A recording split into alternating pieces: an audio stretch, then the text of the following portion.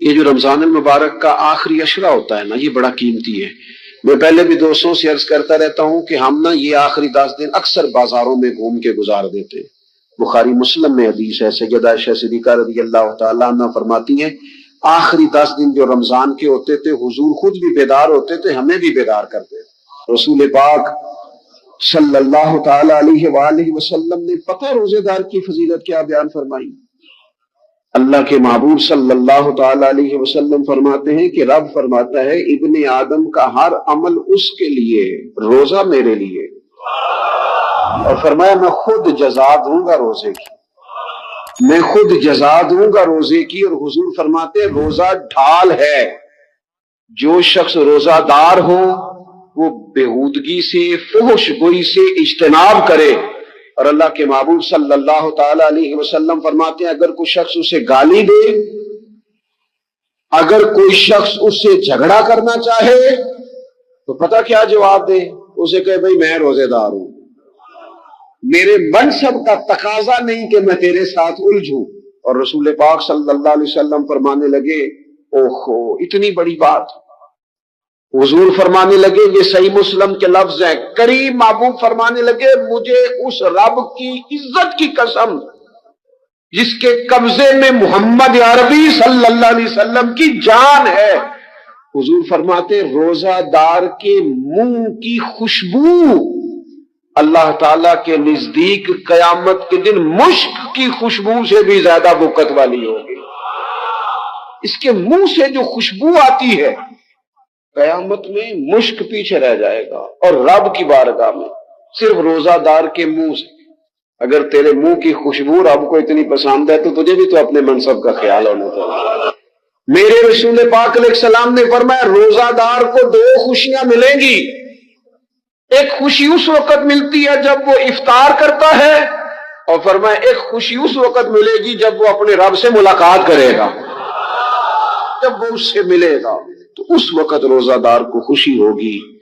بخاری مسلم میں حدیث ہے، سیدہ عائشہ صدیقہ رضی اللہ تعالیٰ عنہ فرماتی ہیں آخری 10 دن جو رمضان کے ہوتے تھے حضور خود بھی بیدار ہوتے تھے، ہمیں بھی بیدار کرتے تھے۔ یہ راتیں بیدار رہنے کی ہیں، شب قدر کی تلاش کی ہیں۔ نبی پاک نے اعتکاف فرمایا ہے، کوشش فرمائیں، یہ وقت ضائع کرنے والا نہیں ہے۔ یاد آتی ہے تو آنسو بھی نکلتے ہیں، دعا بھی نکلتی ہے۔ تھے کچھ لوگ پچھلے سال جو اس سال موجود نہیں ہیں، وقت تیزی سے گزر رہا ہے تو یہ سعادتیں بڑی قیمتی ہیں، ان کو ضرور حاصل فرمائیں۔ میرے دوستو خوشی تو جو ہوگی سو ہوگی، لیکن یہ لفظ بڑے حسین نہیں کہ روزہ دار کی رب سے ملاقات ہوگی، یہی لفظ بڑے با کمال نہیں۔ ایک روایت میں تو یہ ہے نا کہ روزہ میرے لیے ہے میں اس کی جزا دوں گا، اور ایک روایت میں یہ ہے کہ روزہ میرے لیے ہے اور رب فرماتا ہے میں خود روزے کی جزا ہوں، یعنی باقی نیکیوں پر ثواب ملے گا، روزہ رکھنے والے کو رب رحمان ملے گا۔ نبی اکرم صلی اللہ تعالی علیہ وسلم کی امت کے صوفیاء نے نا کچھ چیزوں کو بڑا کھولا ہے۔ عارف رومی کہتے ہیں کہ ایک دن نا محمود غزنوی نے خزانوں کے دروازے کھول دیے اور فرمایا بھائی میں نے آج ہر چیز کھول دی ہے، جو جس چیز پہ ہاتھ رکھے گا وہ اسی کی ہو جائے گی۔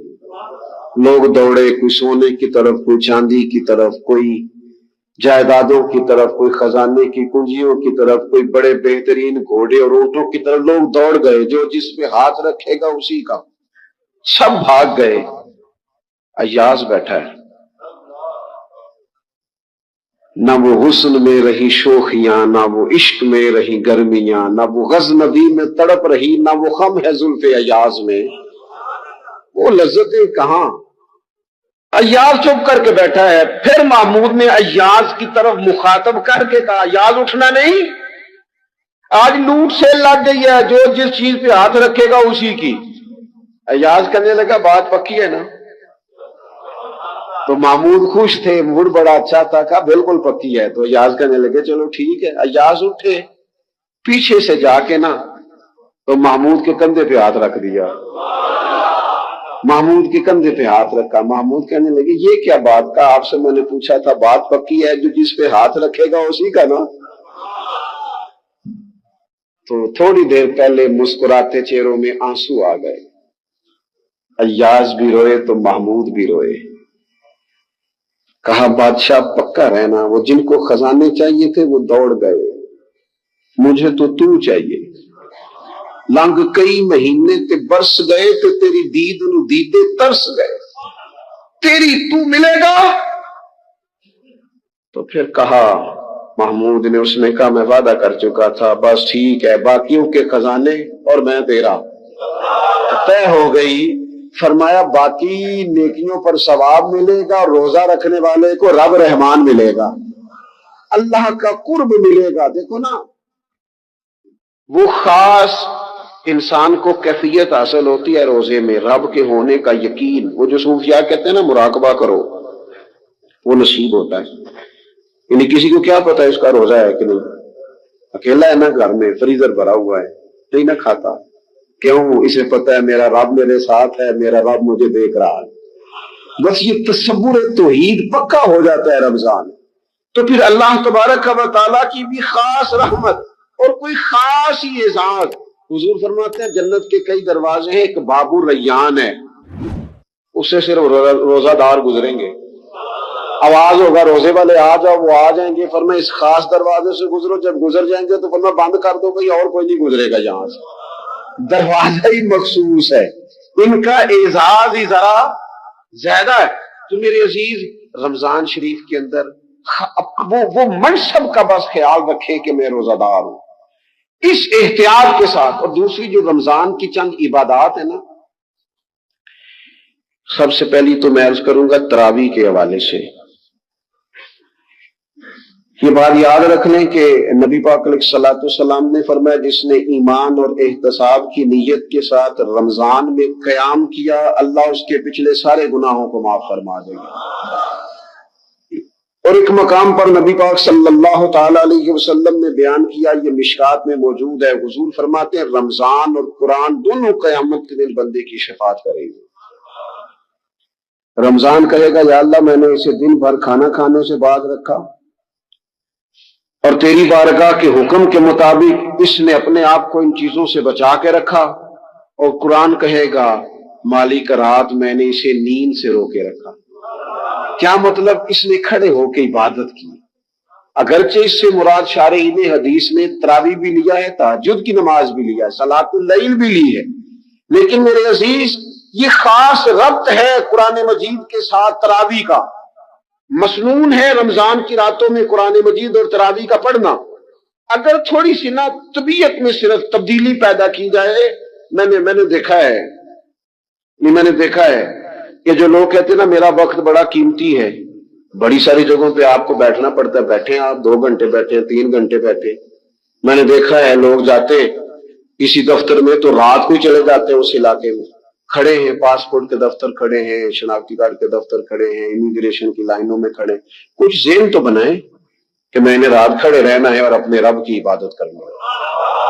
تراویح کو ذرا ذوق سے آپ اگر تھوڑا ارادہ کر لیں گے نا، یعنی کوئی ایسا مشکل کام نہیں. میری تو رائے یہ ہے کہ پہلے 3-4 دن ذرا جم کے ذہن بنائیں اور تھوڑا سا نا روٹین کو بدلنے کی کوشش نہ کریں. جس امام صاحب کے پیچھے تراویح شروع کریں کوشش کریں ساری وہیں پڑھیں. روٹین بدلنے سے بھی سستی آتی ہے. ایک دن یہاں گئے، 2 دن وہاں گئے، تو یہ روٹین بدلنے سے بھی بعض اوقات سستی آتی ہے. کوشش کریں ایک جگہ پہ قرآن شریف سننا شروع کریں اور پھر پورا قرآن مجید وہیں پہ سنیں اور تھوڑا ذہن بنائیں. میں نے دیکھا ہے ہمارے استاد صاحب اس طرح کیا کرتے تھے کہ بہت تھوڑا کھانا افطاری کے وقت، تھوڑا. اور ان سے کہا جاتا آپ بزرگ آدمی ہے، اتنا کم کھانا کیسے نظام چلے گا؟ تو فرماتے تھے میں 1 چپاتی اور آدھی چپاتی کھا لوں گا لیکن تراویح کے بعد. اب اگر زیادہ کھانا کھاؤں گا تو طبیعت میں سستی آئے گی، میرے لیے کھڑا ہونا مشکل ہو جائے. سادہ سا کھانے کے ساتھ افطاری کی جائے گی. اور تراویح کے لیے اپنے آپ کو ذہنی کہاں ٹائم ملتا ہے سارا سال قرآن پڑھنے سننے کا؟ یہ تو اللہ نے موقع عطا فرمایا ہے. تو تھوڑا سا اگر دلچسپی پیدا کی جائے، بڑا سونا قرآن مجید پڑھا جاتا ہے مساجد میں، بچے بڑی خوبصورتی سے. اللہ کا شکر ہے جگہ جگہ پہ. اور مساجد کے علاوہ بھی میں نے دیکھا ہے ہم سے لوگ مطالبہ کرتے ہیں کہ ہماری فیکٹری میں رات کو بھی کام ہوتا ہے، اتنے سارے ورکر ہیں تو بچہ کوئی مل جائے قرآن شریف سنائے. فلانی جگہ بھی اتنے لوگ ہیں تو اگر موقع مل جائے تو اگر تھوڑا ذہن بنایا جائے، شوق پیدا کیا جائے تو اللہ تعالیٰ فضل فرماتا ہے، انسان کو طاقت ملتی ہے کھڑے رہنے۔ ایک تو تراوی، روزہ، تراوی، اور تیسری بات ہے سحر اور افطار۔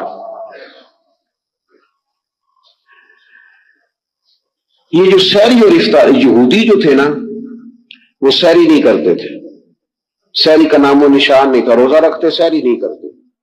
تو نبی پاک صلی اللہ تعالی علیہ وسلم نے فرمایا ہمارے اور یہودیوں کے درمیان فرق ہی سحری کا ہے، اور نبی پاک صلی اللہ تعالی علیہ وآلہ وسلم نے فرمایا سحری کھایا کرو، سحری کھانے میں برکت ہے۔ اور اگلی بات سننی آپ نے تو خوش ہو جانا ہے، سحری کو معمولی نہ سمجھے، سحری کرنا عبادت ہے۔ ہاں آپ مت سمجھے کہ میں روٹی کھا رہا ہوں، یہ تو میرے سامنے دہی رکھا ہوا ہے، یہ تو سالن رکھا ہوا ہے، یہ تو اچار رکھا ہے، تو چپاتیاں رکھی ہے۔ سحری کھانا عبادت ہے۔ آپ صبح اٹھے، آپ کی تو روٹین ہی اور تھی، تو 7 بجے کھاتے تھے، 9 بجے کھاتے تھے۔ یہ جو آپ صبح کھا رہے ہیں اٹھ کے سحری میں، اپنی مرضی سے تھوڑی کھا رہے ہیں، یہ تو کسی کے کہنے سے کھا رہے ہیں، یہ تو کسی کے بٹھائے بیٹھے۔ یہ جو سحری کا لنگر ہے یہ رب رسول کی رحمت کے ساتھ عطا ہوتا ہے، یہ کرم ہے، یہ اللہ رسول کے بٹھائے بیٹھے۔ کیا میرے رسول پاک صلی اللہ تعالی علیہ وآلہ وسلم نے بات کھولی ہے، ترغیب و ترہیب میں حدیث ہے، اللہ کرے یہ کبھی چسکا لگ جائے، یہ والا مزہ آ جائے تو پھر تو گھر میں دسترخوان نہیں بچھا ہوا ہوگا، پھر تو رنگ ہی کوئی اور ہوگا۔ حضور فرماتے اللہ تعالی اور اس کے فرشتے سحری کھانے والوں پر رحمتوں کا نزول فرماتے ہیں۔ کھائی روٹی جا رہی ہے، پکا ہوا کھانا ہے، لیکن حضور فرماتے ہیں رب بھی رحمتیں فرما رہا ہے اور اللہ کے حکم سے فرشتے بھی رحمتوں کا نزول کر رہے ہیں۔ دیکھیں رمضان المبارک وہ عزت اور عظمت والا مہینہ ہے جس کا تعارف کسی عام آدمی نے نہیں، رب کریم کے قرآن نے بیان فرمایا ہے اور میرے مصطفیٰ کریم کی زبان اطہر نے بیان فرمایا ہے۔ کہ آنے سے پہلے بخاری مسلم میں حدیث ہے، حضرت سلمان فارسی رضی اللہ تعالیٰ عنہ کہتے ہیں رمضان شروع ہونے سے پہلے نبی پاک نے ہمیں مسجد میں بلایا اور خطبہ ارشاد فرمایا باقاعدہ، اور ارشاد فرمایا لوگوں تم پر ایک مہینہ آنے والا ہے جس میں اللہ اپنے بندوں پر خاص قسم کی رحمتوں کا نزول فرماتا ہے۔ خود رسول پاک نے ہمیں کس قدر زیادہ اس مہینے کا اکرام کرنا ہے اور کس قدر زیادہ اس کو اہمیت دینی ہے اور کس قدر زیادہ ہمارے لیے وہ باعث عظمت ہے کہ جس مہینے کے فضائل خود رسول پاک علیہ السلام نے بیان فرمائے، اور نبی پاک صلی اللہ علیہ وسلم نے فرمایا کہ اس مہینے میں تم نفل پڑھو گے تو اللہ فرض کے برابر ثواب عطا فرمائے۔ حضرت انس بن مالک رضی اللہ تعالیٰ عنہ فرماتے ہیں جب نبی پاک علیہ السلام نے رمضان کی شان بیان کی تو صحابہ کا یہ مزاج بن گیا کہ وہ اپنے سارے کام رمضان سے پہلے سمیٹ لیتے تھے، رمضان شریف سے پہلے سارے کام سمیٹ لیتے، لینے دینے کے معاملات صاف کر لیتے، خریداری ہو جاتی، گھر کے اندر کوئی کام کرانا ہوتا تو وہ رمضان سے قبل کرا لیتے، یکم رمضان کو وہ مسجدوں میں ڈیرے لگا لیا کرتے، وہ کہتے تھے نیکیاں جمع کرنے کے ایام۔ سب سے مصروف ترین زندگی ہمارے نبی پاک صلی اللہ علیہ وسلم کی زندگی ہے۔ 23 سالوں میں نبی پاک علیہ السلام نے 2300 سالوں سے بھی زیادہ کام کیا، بڑا مصروف وقت تھا حضور کا، بڑا مصروف۔ ہمارے یہاں نا میں ایک جگہ پہ حاضر تھا تو ایک بزرگ تقریر فرما رہے تھے، وہ کہہ رہے تھے اب خانقاہوں میں جو اللہ اللہ ہو رہی ہے وہ چھوڑ کے باہر نکلو، اب میدان میں نکلنے کا دور ہے۔ تقریر ختم ہوئی تو میں نے کہا حضرت ناراض نہ ہوئیے گا، ویسے کون سی خانقاہ میں اللہ اللہ ہو رہی ہے جہاں سے آپ باہر نکالنا، تو دور ہی گزر گیا اللہ اللہ کرنے کا۔ جو سویرے اٹھ کے منڈی جائے ریڑھی لگائے وہ بڑا باعزت آدمی، ایک پیشہ برا ہے وہ ہاتھ پھیلانا، ہاتھ نہیں پھیلانا کسی کے آگے، کسی دنیا دار سیٹھ نواب کے آگے نہیں جانا، کسی تگڑے رشتہ دار سے امید نہیں لگانی، امیدیں اللہ سے لگائیں، کمزور نہ بنے طاقتور بنے۔ ہم ادھر ادھر امیدیں لگاتے ہیں، کمزوریاں دکھاتے ہیں، اپنے آپ کو بھی کمزور کرتے ہیں، اپنے بچوں کو بھی کمزور کرتے ہیں۔ طاقتور رہیں۔ اللہ کے پیارے حبیب علیہ السلام نے فرمایا صبح اس طرح گھر سے نکل جایا کرو جس طرح پرندے نکلتے ہیں۔ فرمایا اللہ پہ بھروسہ کر کے گھر سے نکلو، جو رب پرندوں کو پیٹ بھر کے روزی دیتا ہے تمہیں بھی عطا فرمائے گا۔ نکلو، گھر سے نکلو، نکلنے کا ارادہ کرو، پروگرام نکلنے کا بناؤ. نکلنے کا پروگرام ہی نہیں لوگ بناتے، ارادہ ہی نہیں کرتے، محنت نہیں کرتے. کھیتی باڑی کریں، کام کاج کریں، جانور پالیں، جو دیہاتی ماحول میں ممکن ہو سکتا ہے کریں، لیکن اپنی مٹی پہ چلنے کا سلیقہ سیکھو. سنگ مرمر پہ چلو گے تو پھسل جاؤ گے. میرے عزیز کام کریں اللہ. اور دوسری بات وَقَانُوا يَتَّقُونَ. میں لمبی تقریر نہیں کیا کرتا، میں تھوڑی سی تقریر کرتا ہوں، لیکن کوشش کرتا ہوں وہ کروں جو یاد رہ جائے، وہ کروں جس کی ضرورت ہو. میری کچھ طبیعت بھی ٹھیک نہیں، بعض دوست بہت اصرار کر کے بعض اوقات وعدہ لے لیتے ہیں تو پھر اس وعدے کی پابندی کرنی پڑ جاتی ہے. میں نے چند ایک باتیں کرنی ہیں، آپ میری بات پر توجہ رکھیں گے. اور ایک بات ضرور ذہن میں رکھیں، پیروں کے ہاتھ چومنا ضروری نہیں ہوتا، ان کی بات ماننا ضروری ہوتا ہے. یہ گاڑیوں کے پیچھے بھاگنا، ایک دوسرے کو دھکے شکے دینا، اسلام تو کہتا ہے کسی کو دھکا لگے تو حجر اسود نہ چومو. آپ دھکے دے کے پیر صاحب کے ہاتھ چوم رہے ہیں. اس لیے ان چکروں سے باہر آئیں، بات مانیں. آپ میری کوئی بات مانیں گے میرے گناہ معاف ہوں گے، میرے لیے کوئی بخشش کا ذریعہ بنے گا. کچھ بھی نہیں ہے ہم لوگ، کوئی شے نہیں، اللہ جانتا. کیا ہے مسئلہ؟ ایک دین بتانے والے چھوٹے سے آدمی، بات نہیں مانتی قوم. میں اکثر دوستوں سے کہتا ہوں پہلے لوگ دعا لیتے تھے، آج کل فوٹو لیتے. پہلے ملتے تھے کہتے دعا کرو، اب کہتے ہیں کبھی فوٹو بن جائے نا. او بھائی فوٹو کوئی ثواب کا کام ہے؟ خیر کا کام کریں جو کرنے والا ہے. تو پہلی بات یہ کہ مضبوط ایمان، مضبوط عقیدے، اور پھر وَقَانُوا يَتَّقُونَ. اللہ کا بندہ متقی ہوتا ہے. متقی کون ہوتا ہے؟ بولیے. نماز پڑھنے والے کو نمازی کہتے ہیں، حج کرنے والے کو، سخاوت کرنے والے کو، گناہ سے بچنے والے کو متقی کہتے ہیں. پرہیزگار، کوشش کرے گناہوں سے بچے، اس کو متقی کہتے ہیں. ڈاکٹر کے پاس دوائی لینے جاتے ہو، ڈاکٹر ایک دوائی دیتا ہے، ساتھ پرہیز بتاتا ہے. مشکل کام کیا ہے؟ جلدی سے بتائیں نا، دیر بڑی کرتے ہیں. کچھ لوگ ناراض ہیں، بولتے نہیں بالکل بھی. بتائیں دوائی کھانا مشکل ہے کہ پرہیز کرنا؟ بس سمجھ لو یہ دین میں بھی پرہیز ہی مشکل ہے. لوگ نماز پڑھ لیتے ہیں، جھوٹ سے پرہیز نہیں کرتے. روزہ رکھ لیتے ہیں، غیبت سے پرہیز. حج کر لیتے ہیں لیکن مال حرام سے پرہیز. پرہیز کریں، پرہیز کرنا تقوی ہے. پرہیز کرنے والا متقی ہے. متقی اللہ کا دوست ہے. اپنی زندگی میں تقوی، پرہیزگاری اختیار کریں. اللہ کے بندے پرہیزگار ہوتے ہیں، چھوٹی چھوٹی غلطیوں سے بھی بچنے کی کوشش کرتے ہیں. معصوم نہیں ہوتے، ہو جاتی ہیں انسان سے خطائیں. مقدور پر کوشش کرتے ہیں کہ بچا جائے، پرہیز کی جائے. تقوی کیا ہے؟ حضرت عمر فاروق رضی اللہ تعالیٰ عنہ نے حضرت ابی بن کعب رضی اللہ تعالیٰ عنہ سے فرمایا بتائیے تقوی کیا ہے؟ تو وہ عرض کرنے لگے حضور تنگ رستے سے بندے نے گزرنا ہونا اور کھلا لباس پہنا ہو اور دونوں جانب جھاڑیاں ہوں کانٹے دار، تو کیسے گزرے گا؟ تو آپ نے کہا ذرا کپڑے سمیٹ کے گزرے، دائیں بائیں توجہ رکھ کے گزرے. فرمایا بس حضور دنیا میں بھی ہر طرف گناہوں کی جھاڑیاں ہیں، جو ذرا توجہ سے بچ کے گزر جائے اسے متقی کہا جاتا ہے. اللہ کے بندے متقی ہوتے ہیں، وہ پرہیزگار ہوتے ہیں. میں آپ کو کیسے یہ بات سمجھاؤں کہ پیر کے لیے کرامت ہونا ضروری نہیں. کہتے میں تویز لیا سی تو میں ٹھیک ہو گیا، تو وہ تے بندہ دوائی لے آویں ہو جاتا ہے، پھر ڈاکٹر نو پیر مان لو.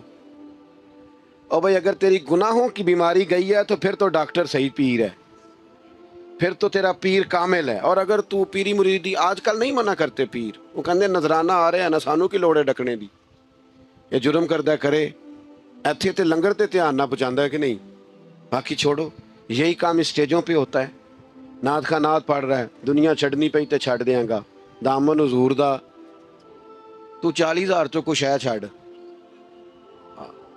وہ نہیں چھوڑتا. وہ اس نے سارے لینے ہیں پورے. تقریریں ہو رہی ہیں اور نقابتیں ہو رہی ہیں اور خطابت ہو رہی ہے، بھی آپ اللہ رسول کا دین بیان کریں. بڑا ہو گیا، یہ کمائی کا ذریعہ ہے. لوگ کدھر جائیں گے؟ یہاں بھی ریٹ لگیں گے، یہاں بھی وہی کام ہوگا جو دنیا دار کرتے ہیں. خدا کے بندو اللہ سے ڈرو. میں نذرانے کا مخالف نہیں، لیکن آپ نے تو ریٹ رکھنے شروع کر دیے. آپ نے تو کہنا شروع کر دیا پہلے اتنے جمع کراؤ پھر میری گاڑی چلتی ہے.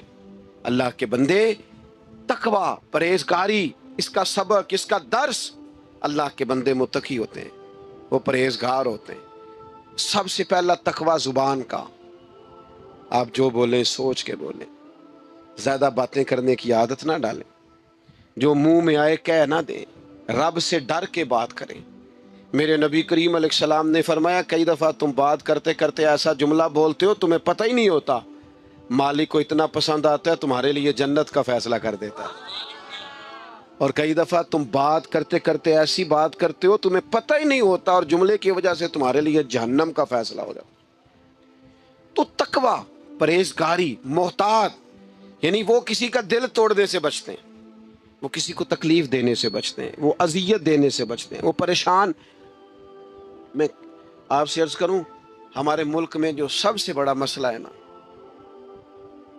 وہ اپنی ذات کے لیے جینے کا مسئلہ ہے۔ ہمیں صرف اپنے سے غرض ہے، دوسرے سے کوئی غرض۔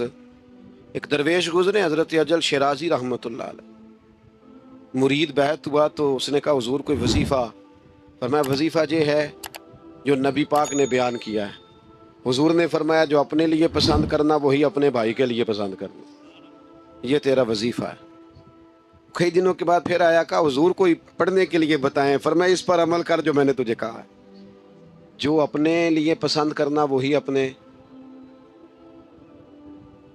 جو لوگ اس حدیث پر عمل کرتے ہیں مجھے بتائیں وہ کبھی میلا کچیلا مال بیچیں گے، گلے سڑے پھل بیچیں گے، رشوت کا بازار گرم کریں گے؟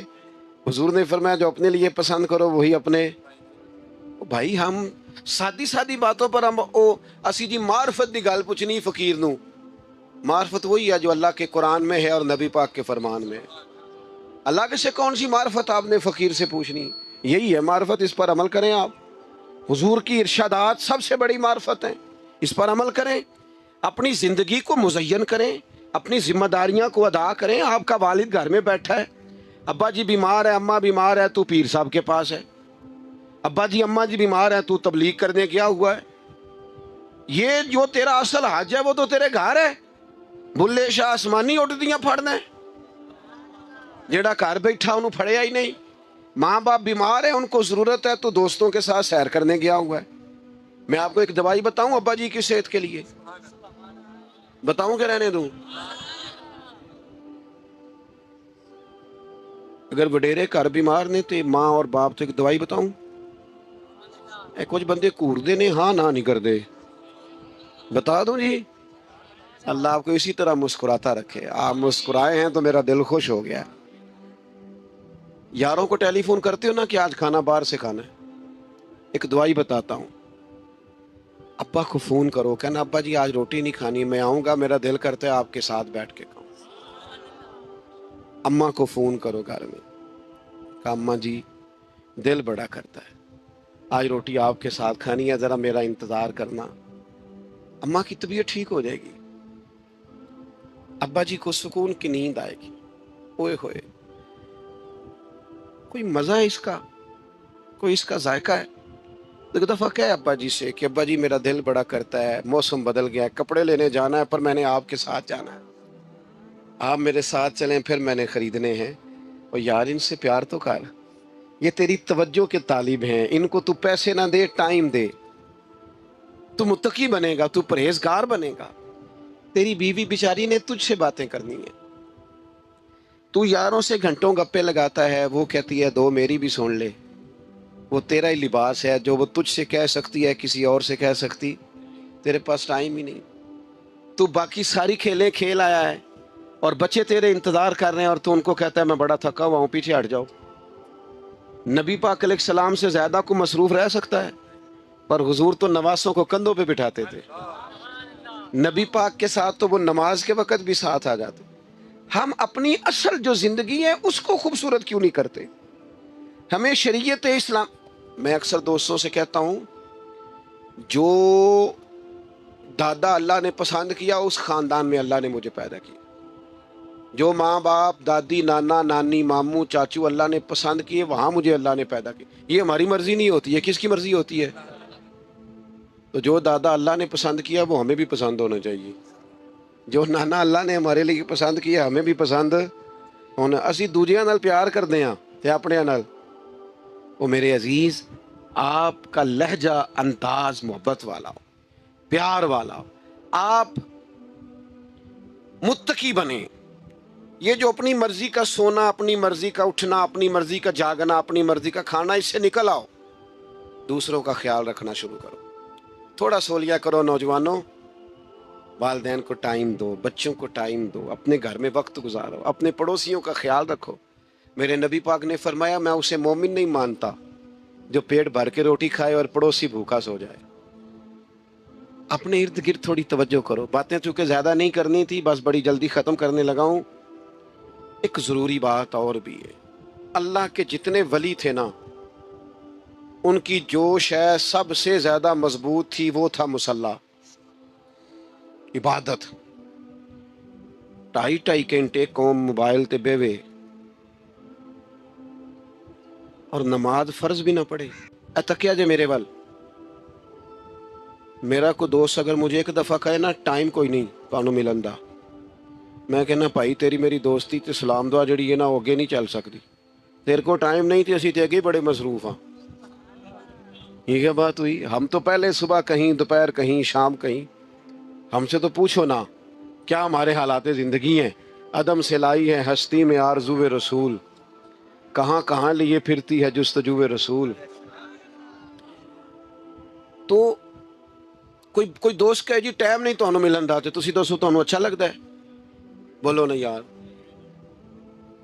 اللہ مجھے معاف کرے، نقل کفر نہ باشد جب یہ کہتے ہو کہ میرے پاس نماز کا ٹائم نہیں. پتہ ہے کتنی ڈاڈی بات کرتے ہو. میرا ایک کلاس فیلو تھا تو میں اسے کہتا نماز پڑھ کے تھا بس یار میں ہے اچھا آدمی کہتا یار بس وہ کاروبار بہت پھیل گیا، دعا کرنا یہ میری غلطی ہے.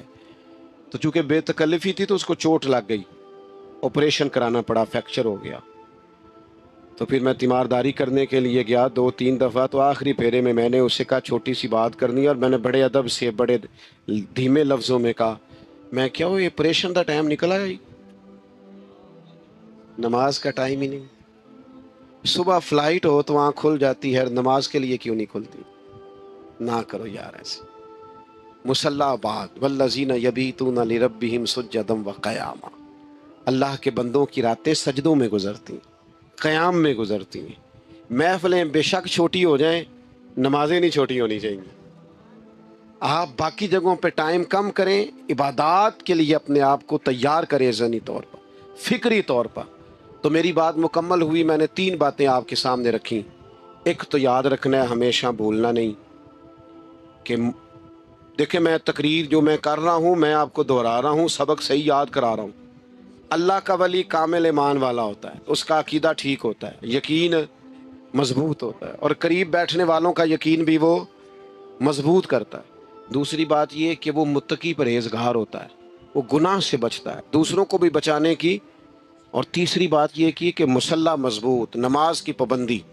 اور ایک بیچ میں ضمناً میں نے مسئلہ سمجھایا ہے، اے ماپیاں دا ذرا خیال کرو، یہ اپنے بیوی بچوں کو ذرا ٹائم دو، اپنے پڑوسیوں بہن بھائیوں کا ذرا خیال کرو، تھوڑی توجہ کرو. یار ہمارے رشتے ترس گئے، وہ بڑا ٹائم ہے یاروں کو فون کرنے کو. بہن بیچاری کہتی ہے چلو ایک فون ہی آ جائے پرا دا، لیکن اس کے لیے ٹائم نہیں ہے. میرا خیال ہے جو 4 باتیں میں نے عرض کی ہیں، کافی ساری تقریروں کا خلاصہ عرض کیا آپ کے سامنے. اگر آپ اپنی زندگی میں تھوڑی سی تبدیلی لائیں، کہیں آج ہم درویش کے عرس پہ گئے تھے یہ سیکھ کے آئے ہیں، جس نے زور نہیں پڑی انشاءاللہ تعالی محفل ختم ہوتے ہی پڑھنی ہے. نماز کی پابندی کرنی ہے، عبادات. اور یہ داڑھی اللہ نے مرد کو دی ہے، عورتوں کو دی نہیں. دیکھو اس کا مطلب وہ پسند کرتا ہے، مرد کی داڑھی پسند کرتا. اور بزرگوں سے میں کہوں گا یار چھوٹی داڑھی والے نے بھی بندے مولوی صاحب ہی آختے نے، رکھ لئی تو پھر پوری رکھیے ایک مٹھی داڑھی. اچھا میں بات تو ختم کرنے لگا تھا، بات یاد آ گئی، میں نے کہا کر جاؤں. بندہ سادہ پیارا لگے تو لوگ کہتے ہیں پیارا لگ رہا ہے، داڑھی کے ساتھ پیارا لگے تو کہتے ہیں کتنا نورانی چہرہ ہے. اللہ کے ذکر میں موجود ہو. جو بندہ اس دن اللہ تبارک و تعالیٰ کی بارگاہ میں کسی بھی طور پر حاضر ہو، فرشتے اس کے لیے دعائے مغفرت بھی کرتے ہیں اور رب کی بارگاہ میں التجائے رحمت بھی کرتے ہیں. اور ایک روایت میں ہمیں یوں بھی ملتا ہے کہ فرشتے اسے مصافحہ بھی کرتے ہیں، ہاتھ بھی ملاتے ہیں۔ دیکھیے نا کتنی سعادت مندی ہے کہ انسان عبادت کر رہا ہو اور فرشتے اس کی زیارت کو آئیں۔ ہمارے صوفیاء فرماتے ہیں تو پکا پروگرام بنا لے عبادت کا، فرشتے کئی بار تیری زیارت کو آیا کریں گے۔ اور پھر ایک اور بات یہاں بڑی قابل توجہ ہے کہ انسان جب محسوس کرتا ہے نا مجھے کچھ دیکھ رہا ہے، تو ذرا اس کی عبادت کا انداز بھی تھوڑا تبدیل ہو جاتا ہے۔ تو اگر یہ ذہن ہو ہمارا کہ ہمیں فرشتے دیکھ رہے ہیں اور وہ والی مخلوق دیکھ رہی ہے جو ہماری ڈائری ڈائریکٹ لے جا کے ہمارے رب کی بارگاہ میں پیش کرے، تو پھر کچھ زیادہ ہی توجہ مسلمان کی ہونی چاہیے، زیادہ ہی انہماک ہونا چاہیے، وہ کھو جائے۔ ٹھیک ہے ہم کمزور بھی ہیں، ہمارے اندر کچھ پریشانیاں بھی ہیں، ہماری بیماریاں بھی ہیں، ہم لاغر بھی ہیں، ضعف بھی آ جاتا ہے، تھکاوٹ بھی ہمیں آ لیتی ہے، لیکن لمبی تو بات ہی کوئی نہیں، 5 تو طاق راتیں۔ حضرت سیدہ عائشہ صدیقہ رضی اللہ تعالیٰ عنہا ارشاد فرماتی ہیں کہ جب رمضان کا آخری عشرہ شروع ہوتا تھا نا تو نبی پاک اپنی کمر کس لیتے تھے عبادت کے لیے، خود بھی رات کو اٹھتے تھے، ہمیں بھی جگاتے تھے، کیونکہ سونے کے دن تو نہیں ہے، تو جاگنے کے دن ہیں۔ ساون کی کالی راتوں میں جب بوندا باندی ہوتی ہے، وہ راتوں کو اٹھ اٹھ روتے ہیں جب خلقت ساری سوتی ہے۔ یہ رب کے بندوں کی شان ہے۔ اور ویسے بھی درویش کہتے ہیں کہ رات پوے تے بے درداں نو نیند پیاری آوے، درد منداں نو تے یاد سجن دی ستیاں وی آن جگاوے۔ تو یہ وقت ہے خاص، اس خاص وقت اس بات کی طرف ضرور توجہ کرنی چاہیے۔ اور یہ جو کہا گیا نا کہ فرشتے نازل ہوتے ہیں بِإِذْنِ رَبِّهِمْ مِنْ كُلِّ أَمْرٍ، اللہ کے حکم سے آتے ہیں اور ہر کام کے لیے، ہر امر خیر کے لیے آتے ہیں۔ تو اس میں بھی ہمارے مفسرین نے لکھا ہے کہ وہ تمہارے لیے پورے سال کا فیصلہ کریں گے کہ تمہیں کیا دیا جائے گا، تم کیا حاصل کرو گے اللہ تبارک و تعالیٰ کی بارگاہ سے۔ تو اس کا معنی یہ ہوا کہ پھر تو یہ لینے کی رات ہے۔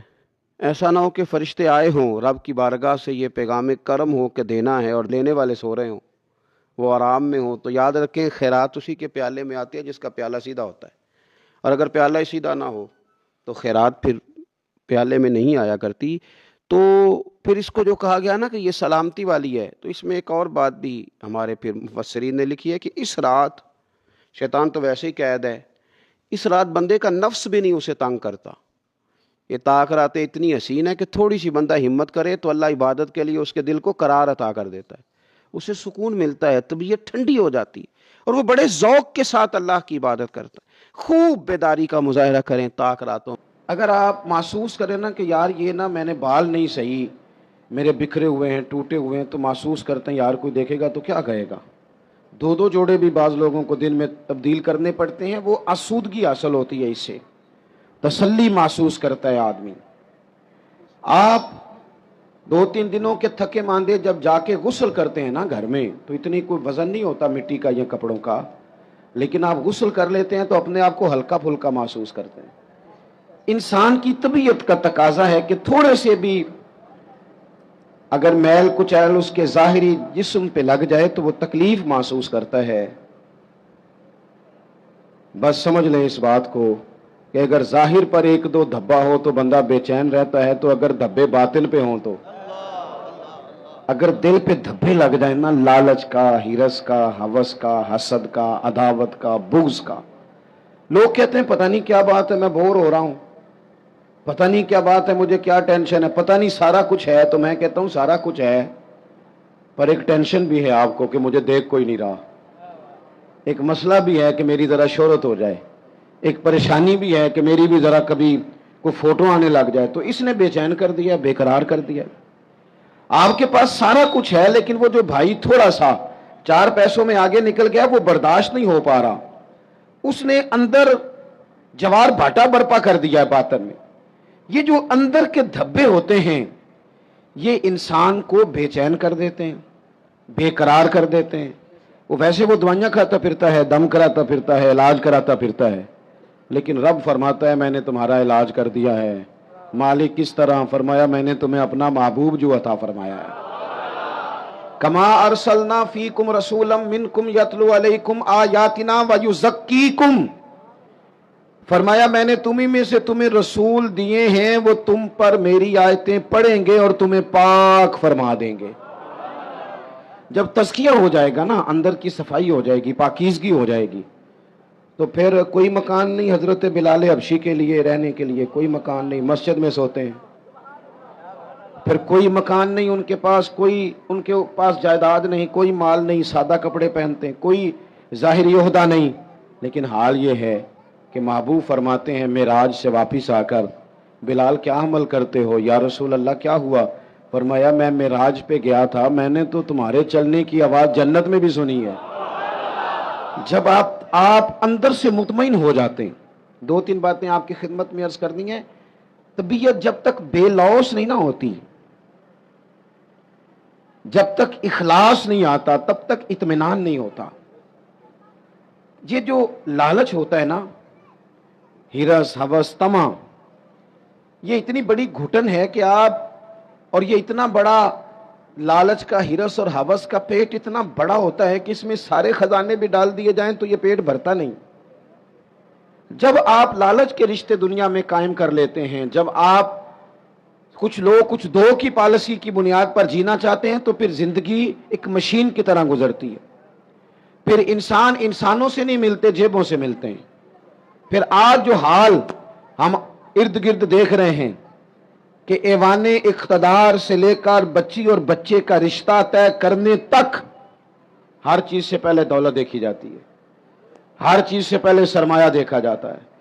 کسی جگہ بھی آپ کو بڑا ہونے کے لیے، عزت کرانے کے لیے پہلے یہ بتانا پڑتا ہے کہ میری جیب میں مال کتنا ہے. نبی پاک صلی اللہ تعالی علیہ وسلم نے ہمارا تزکیہ یہ کیا ہے کہ حضور نے ہمیں بے لوث، اخلاص والی، درد والی اور مروت والی زندگی گزارنے کا کہا.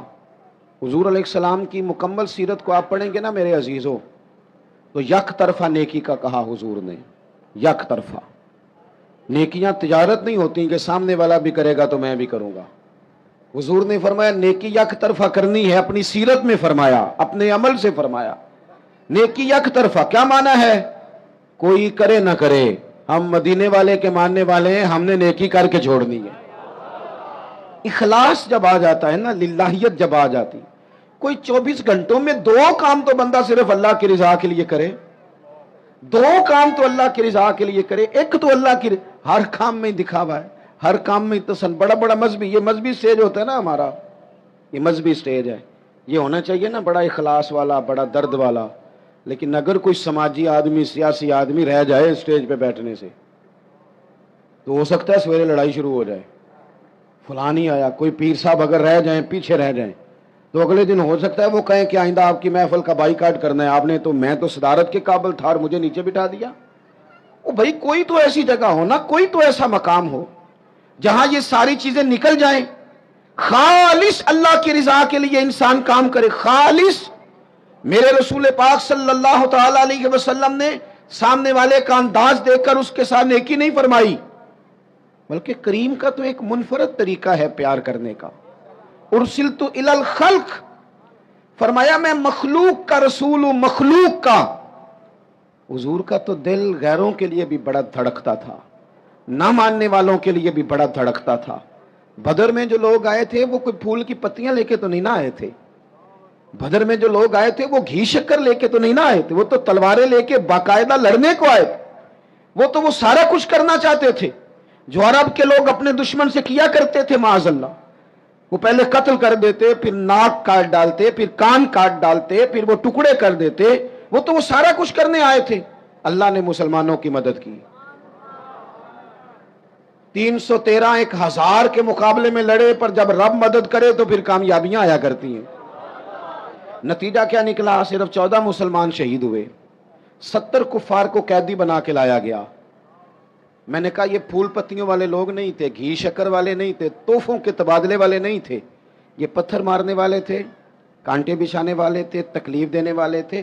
چوکوں میں، چوراہوں میں، گلیوں میں، کمروں میں بیٹھ کر اسلام کے خلاف منصوبہ بندی کرنے والے تھے. نبی پاک علیہ السلام کو کیسے معاذ اللہ تکلیف پہنچائی جائے اس کے لیے یہ پلان کرنے والے تھے. لیکن حضرت انس بن مالک فرماتے ہیں میں جب بدر کے وہ قیدی آئے تو ظاہر ہے ہمیں غصہ تھا، انہوں نے بڑا ستایا تھا، ہم نے ذرا رسیاں زور سے باندھی ان کی.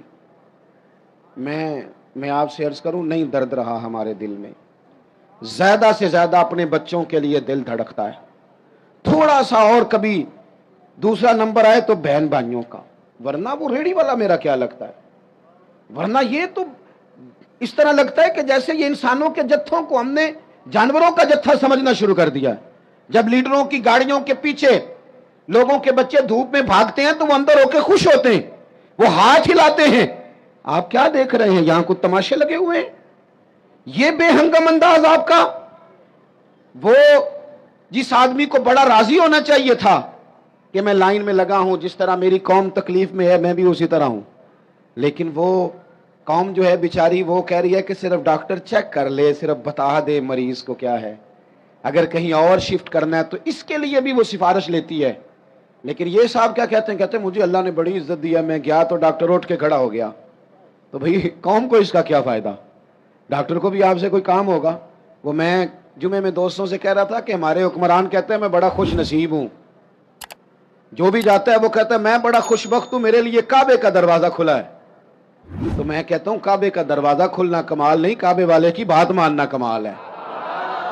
اگر کعبے کے اندر جانا تم نے کمال سمجھا ہے, وہاں تو 360 بت بھی بڑی دیر رہے ہیں, وہاں جانا تم نے کمال سمجھ لیا. یہ دیکھو کعبے والے کی بات مانی ہے, اور جو تمہیں کعبے کا دروازہ کھول کے دیتے ہیں ان سے کہو چلو ہمارے بے گناہ قیدیوں کے لیے جیل کے دروازے ہی کھول دو, جو بے گناہ ہیں ان کو ہی چھوڑ دو.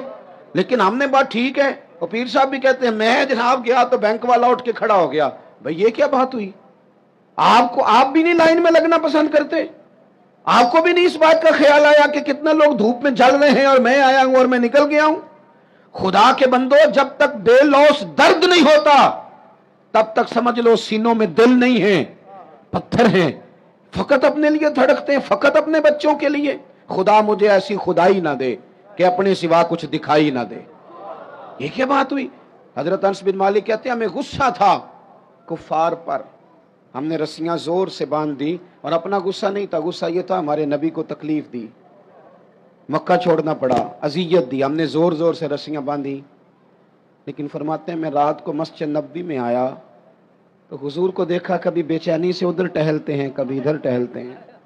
میں درد سے آگے بڑھا, میرے ماں باپ آپ کے قدموں پہ قربان, میری اولاد آپ کے ابرو کے اشارے پہ قربان. محبوب کیا بات ہوئی, کیوں اس طرح ٹہل رہے ہیں؟ تو حضور فرمانے لگے انس تم نے ان کی رسیاں زور سے باندھ دی ہیں, یہ ہائے ہائے کرتے ہیں مجھے نیند نہیں آتی, یہ ہائے ہائے کرتے ہیں مجھے نیند, ان کی رسیاں ذرا ڈھیلی کر دو تاکہ میں سو جاؤں. کسی سے تو پیار کرنا یار, کسی کا تو درد پیدا کرنا. یہ نہیں ہو سکتا کہ تو ناجائز کمائی کما کے لائے, تو کسی کے بچوں کا نوالا چھین کے لائے اور پھر تیرا بچہ ڈاکٹر بن جائے, یہ کیسے ہو سکتا ہے؟ تو ناجائز پیسے اکٹھے کر کے لائے اور تیرا بچہ انجینئر بن جائے, یہ کیسے ہو سکتا ہے؟ یہ کیسے ہو سکتا ہے کہ تو کسی کا گھر اجاڑ کے اپنا گلشن آباد کرنا چاہیے, کیسے ہوگا؟ آپ اگر چاہتے ہیں کہ ہمارے گھروں میں روشنی آئے تو پھر کسی اور کے آنگن میں دیا جلانا شروع کریں. کوئی تو کام ایسا ہو. قرآن تعلیم دیتا ہے قل ان صلاتی و نسکی و محیای و مماتی للہ رب العالمین, کہو میری نماز, میری قربانی, میرا دنیا میں آنا, میرا یہاں سے جانا سب اس رب کے لیے ہے جو تمام جہانوں کا پالنے والا ہے. اپنے سینے میں درد پیدا کریں, ایک دوسرے کے لیے گنجائش پیدا. ہمارے پاس گنجائش نہیں ہے. میں اکثر کہتا ہوں کہ میں سمجھتا ہوں صرف میری ضرورت ہے, میرے علاوہ نہیں. حالانکہ میرا ڈرائیور گاڑی نہ چلائے تو میں تو سو جاتا ہوں گاڑی میں, وہ گاڑی نہ چلائے تو میں تو پہنچتا ہی نہیں. چلے ساری باتیں چھوڑیں, یہ مائک والا اگر اس کا مائک خراب ہو جائے تو محفل کا سارا کام رک گیا کہ نہیں رک گیا؟ لیکن ہمارے نزدیک, میں نے ایک دفعہ نا ایک اسپیکر والے سے پوچھا, یہ ساؤنڈ والے سے, میں نے کہا تو اتنی محفلیں سنتا ہے نماز کیوں نہیں پڑھتا؟ وہ مینوں کہندا ہے جیڑا مولوی آندا ہے ساڈے نال تے لڑ کے ٹر جاندا ہے. ہم تو پوری محفل میں نا ایسے کانپ رہے ہوتے ہیں کہ کسی کو آواز اونچی چاہیے, کسی کو نیچی چاہیے, کو کہتا کھول دے, کو کہتا بند کر دے. تو ہم پہ کیا اثر ہونا ہے؟ ہم تو خوف میں, کیونکہ ہم نے قدر نہیں نا جانی لوگوں کی, قدر نہیں سمجھی لوگوں کی. قدر سمجھنا شروع کریں, پیار کرنا شروع کریں. آپ بے لوث ہو جائیں, کچھ کام پیچھے چھپ کے بھی کریں, کچھ کام بیک پہ رہ کے بھی کریں. آپ محسوس کریں گے کہ آپ کے دل کو اللہ نے سکون دے دیا, کچھ اطمینان حاصل ہونے لگا ہے. 100 گھر تھا مدینہ شریف میں, تھوڑی سی آبادی ہوتی تھی, 100 گھر تھا. امام ابو نعیم لکھتے ہیں 100 گھر تھا جہاں 2 وقت روٹی بھی پہنچتی تھی, बच्चों के कपड़े भी आते थे, कोई बीमार होता तो दवा का खर्चा भी आता था। एक दिन नहीं, 2 दिन नहीं, सालों मदीना शरीफ में सालों 100 घरों की कोई किफालत करता रहा। पर रात को कोई पर्दा नशीन आता था नकाब ओढ़ के और दरवाजे पे राशन रखता था, उससे पूछते थे तेरा नाम क्या, तो नाराज हो जाता था सालों। फिर अचानक वो खाना आना बंद हुआ, फिर अचानक वो सारी चीजें मौकूफ हो गईं। एक दूसरे से गरीबों ने पूछना शुरू किया, तेरे घर नहीं खाना आता? नहीं। तेरे घर भी नहीं आता? कब से नहीं आया? मालूमात होने लगी। सब एक दूसरे से पूछने लगे तो पता चला 18 मुहर्रम से ना उसके घर आया है, ना उसके घर आया है, ना उसके घर आया है। 18 मुहर्रम से किसी के घर नहीं आया। मालूमात करो लोगों, 18 मुहर्रम को हुआ क्या? तो पता चला कि 18 मुहर्रम को इमाम ज़ैनुल आबिदीन का इंतकाल हुआ। अपने चेहरे पे नकाब डाल के, फोटो बना के नहीं, लोगों को दिखा के नहीं, वीडियो साथ साथ बना के और अपना नंबर दे के नहीं, वो 100 घरों में लंगर रोज, और बेटे के हाथ नहीं बेचते थे, मुलाजिम और गुलाम के हाथ नहीं। इसलिए कि जब किसी का दर्द उठता है ना तो वो अल्लाह की रिजा के लिए हो, तो फिर उसकी कैफियत कुछ और होती हैं। 100 घरों में खाना जाता था। इतना बड़ा मजमा है, इतने सारे आप लोग आए हैं, क्या 3 आदमी मिलके एक गरीब का बोझ नहीं उठा सकते? क्या 3 लोग किसी एक गरीब का बच्चा नहीं पढ़ा सकते? इन सियासतदानों की राह तुम देख रहे हो, इनकी, जिनको सिवाय अपनी लड़ाई से फुर्सत नहीं, और उन लोगों की तुम राह देख रहे हो जिनको वैसे गांव में किसी मरीज को जरूरत पड़ जाए तो उनके पास गाड़ी नहीं होती, लेकिन उनकी सियासी जमात का जलसा है ना, तो फिर वो गाड़ी भी निकलती है, फिर वो जिसको मर्जी भी देते हैं, फिर झंडे भी लगते हैं, फिर नंबर गेम भी होती है, फिर वीडियो भी बनती है। मैं भी उम्मीदवार हूं, टिकट लेना है, लिहाजा मेरे पीछे गाड़ियां लगाओ। न करो, ये नाशुक्री है दौलत की। जब अल्लाह की दी हुई जायज दौलत नाजायज जगह पे खर्च करते हो तो नाशुक्री करते हो। 100 घरों में खाना आता है, इमाम ज़ैनुल आबिदीन देते हैं, बताते नहीं। विसाल का वक्त है, गुस्ल दिया जा रहा है, पुश्त पर मोटे मोटे निशान हैं। लोगों ने साहिबजादे से पूछा ये क्या है? तो फरमाने लगे मेरे अब्बा जी उम्र भर पुश्त पर अनाज की बोरियां रख के गरीबों के घरों में पहुंचाते थे। शहजादे आप कहाँ होते थे? बूढ़ा बाप जो जाता था, तो आप क्यों नहीं जाते थे? तो कहते थे मैं तो रो के मिन्नत करता था कि ऐ शेर खुदा अलीउल मुर्तज़ा के पोते मुझे दे दो, ऐ सैयदा पाक के पोते मुझे दे दो, मैं दे आता हूँ। तो फरमाते थे दे तो दूँ, भेज तो दूँ, तबीयत तो इजाज़त नहीं देती, पर डरता हूँ कि जब तुम्हें भेजूंगा तो फिर उस गरीब का नाम भी तो बताना पड़ेगा ना, किसके घर भेजना है। पर्दा उसका बना हुआ है, पर्दा। अखां जदों मीटियां जमाना मैनू रोवेगा, अपना ते अपना बेगाना मैनू रोवेगा। जदों ना मैं दिसिया मैं खारा नू मैखाने विच, तुसी वेखना जाम टुट जाणगे ते मैखाना मैनू रोवेगा।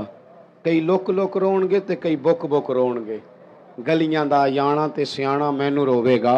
ओ भाइयों, जब आप बेलौस हो जाते हैं, जब आप प्यार करते हैं, जब आप थोड़े पर भी किसी से मोहब्बत करने लगते हैं, अल्लाह आपके दिल को करार देता है, आप सुकून। देखो ना,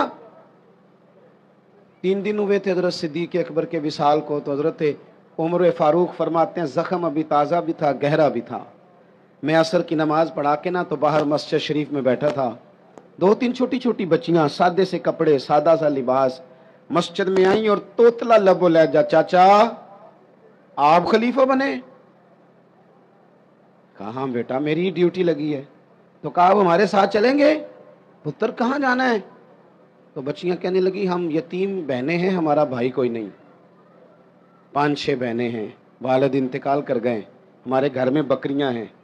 अबू बकर सिद्दीक रोज असर के बाद हमारे घर आते थे, बकरियों का दूध धो के हमें दे जाते थे, कुछ हम बेच लेती थी, कुछ पी लेती थी। चचा 3 दिन हो गए, अम्मा भी रोती है, बहनें भी रोती हैं, कोई नहीं घर में काम करने वाला। मैं उस आदमी की बात सुना रहा हूं जो लाखों मुरब्बा मील के हुक्मरान थे। मैं काउंसलर की बात नहीं कर रहा, उस एमपीए की बात नहीं कर रहा जो आपको सब्ज बाग दिखा के गया तो पलट के आया नहीं। फरमाते हैं कि चलेंगे आप? तो हजरत सैयदना उमर फारूक रदी अल्लाह तआला अन्हु कहते हैं मैं इतना रोया कि मेरी दाढ़ियां आंसुओं से भर गई।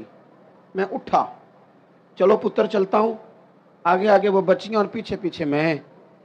رستے میں ایک صحابی ملے, اے امیر المومنین روتے ہوئے کہاں تشریف لے جا رہے ہیں؟ پھر رو پڑے, کہنے لگے یار یہ ابو بکر صدیق تو میرے لیے رستہ ہی بڑا مشکل کر گیا, کس طرح چلوں گا ان کی راہوں پر, کیسے یہ میں کام آگے. جگر راہ وفا میں نقش ایسے چھوڑ آیا ہوں کہ جس منزل سے گزرا ہوں وہ اب تک یاد کرتی ہے.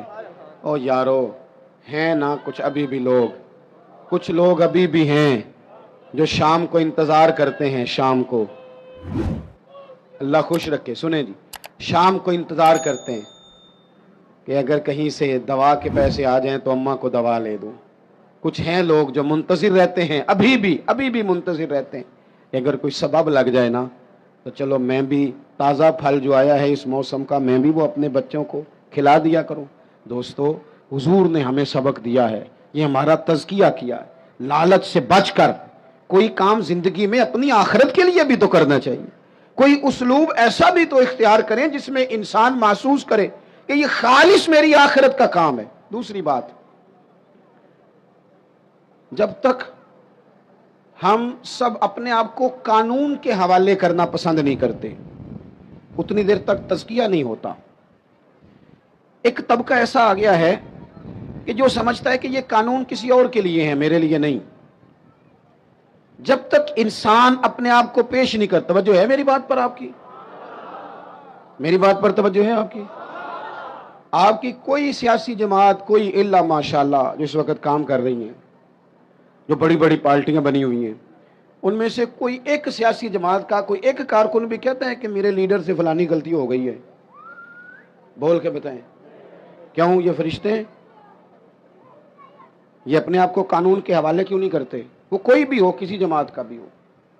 جب یہ 3-4 سال پہلے حکومت آئی تھی تو ایک صاحب میرے پاس بڑے دوڑے آئے, کہنے لگے تبدیلی آ گئی ہے ملک میں. تو میں نے کہا نمبر پلیٹیں بدلنے سے تو تبدیلی نہیں نہ آتی, انجن تو سارا وہی ہے, بندے وہی ہیں, وہ صرف جماعتوں کا لیبل بدل کے آ جاتے ہیں. کیا بات کرتے ہیں آپ؟ اس طرح بھی کبھی ہوتا ہے. انہیں جی اب آ جائے گی, تو میں نے کہا یہ نہیں آئے گی, اس لیے کہ وضو کرنے کے لیے نیرا پانی ہونا شرط نہیں, پاک پانی ہونا شرط ہے. وضو صاف پانی سے ہوتا ہے, اس طرح کے پانیوں سے نہیں ہوتا. بہرحال آمدام برسر مطلب, میں جو بات آپ کے سامنے عرض کرنا چاہتا ہوں اس پر آپ غور فرمائیں گے کہ قانون سے بالا تر اپنے آپ کو نہ سمجھا جائے. ہم سے اگر کبھی کوئی کمزوری ہو جاتی ہے, کسی مقام پر ہم کوئی غلطی کر بیٹھتے ہیں, اس کا اعتراف کر لینا, اس کو مان جانا, اس کو تسلیم کرنا سیکھیں.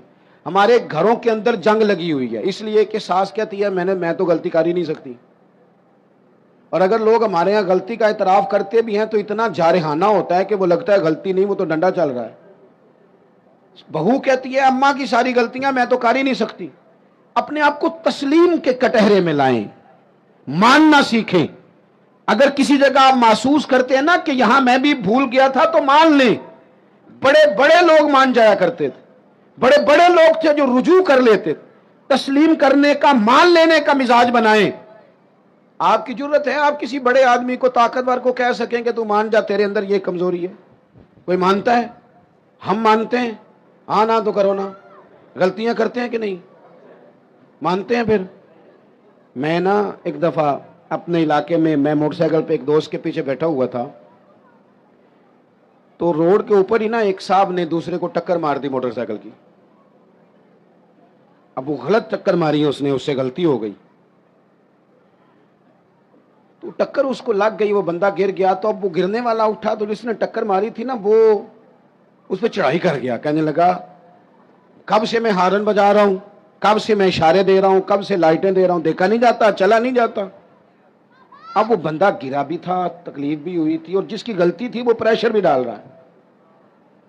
تھوڑی دیر کے بعد وہ رخصت ہو گیا. میں جب تک قریب چلا گیا, چند سیکنڈ لگے, وہ بندہ بیچارہ گرا تھا, اٹھ کے چلا گیا. میں نے قریب جا کے وہ ٹکر مارنے والے سے کہا, میں نے کہا غلطی بھی تیری تھی, میں دیکھ رہا ہوں پیچھے پیچھے ہم بھی آ رہے ہیں, اور چڑھائی بھی تو کر گیا ہے. تو یہ تربیت ہے آج کل جو قوموں کی اور نوجوانوں کی ہو رہی ہے. وہ کیا کہتا ہے, وہ کہتے ہیں پیر صاحب تسی بھی تکدے سو پہ. میں نے کہا پیچھے ہی تھا. کہنے لگے گل تو اڈی ٹھیک ہے, غلطی میری سی, پر جے میں نہ چڑھائی کرتا تے انہیں کر جانی سی. یہ مزاج ہے. یہ ہنسنے والی نہیں تو رونے والی بات ہے. جب قوموں کی تربیت اس طرح کی ہونا کہ ماننا نہیں، چڑھائی کرنی ہے، غلط بھی ہے تو چڑھائی کرنی ہے، جھوٹے بھی ہیں تو چڑھائی کرنی، دھونس اور دھاندلی کے ساتھ، روب کے ساتھ بات منوانی، پھر قوموں کی تربیت نہیں ہوتی. رسول پاک صلی اللہ تعالی علیہ وآلہ وسلم نے اپنے صحابہ کو جو مزاج دیا ہے، سکون کس چیز میں ہے کہ انسان اپنے آپ کو پیش کر دے. پتہ ہے کیمرے لگانوں سے جرم نہیں ختم ہوتے. اگر کوئی جرم سے آشنا ہو جائے نا، میں نے کرنا نہیں، پھر ختم ہوتا ہے. میں آپ کو ایک مثال دیتا ہوں اگر آپ کی سمجھ میں بات آ جائے تو. گوشت کسی نے آپ کو کھانے کو دیا اور آپ کھا رہے تھے، 2-4 لقمے آپ نے کھائے، بڑا مزہ آیا. پھر کسی نے نا بڑا مزہ آیا، لذیذ لگا آپ کو کھانا، پھر کسی نے کان میں کہہ دیا یہ صدقے کا ہے. میری طرف دیکھو، منہ میں ذائقہ بدل جاتا ہے کہ نہیں؟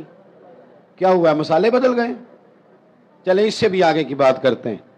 کسی نے آپ کے کان میں کہہ دیا کہ یہ تو جانور بیمار تھا، یہاں ذبح ہی نہیں ہوا تھا، حرام کھا رہے ہیں آپ، تو الٹیاں شروع ہو جاتی ہیں کہ نہیں؟ بولیں کیوں؟ اس لیے کہ آپ کا ذہن بن گیا ہے کہ حرام میرے لیے ٹھیک ہے. پر شرط ہے نا، میرا گوشت ہی حرام ہو تو الٹی نہیں آنی چاہیے. 50 لاکھ بھی حرام آئے تو پھر بھی الٹی آنی چاہیے. ہم نے نا کچھ چیزوں کے لیے اپنا ذہن بنایا ہے کہ حرام کھانا نہیں. تو اگر حرام، وہ ایک دوست ہمارے بات سنانے لگے، کہنے لگے ایک آدمی کو نا ایک مہنگا سا جوتا پڑا ہوا گلی میں مل گیا، پر 1 پاؤں ملا. تو وہ ڈھونڈنے لگ گیا کس کا ہے، کس کا ہے، کس کا ہے، کس کا ہے، ڈھونڈنے لگ گیا. تھوڑی دیر آگے جا کے نا تو دوسرا پیر بھی مل گیا، پر اس نے بندہ ڈھونڈنا بند کر دیا. پھر وہ گھر لے آیا، اب پورا ہو گیا نا. اس طرح کا تقویٰ نہیں. آپ وہ شریعت کے ہر حرام کو حرام سمجھیں، شریعت کے ہر حرام کو.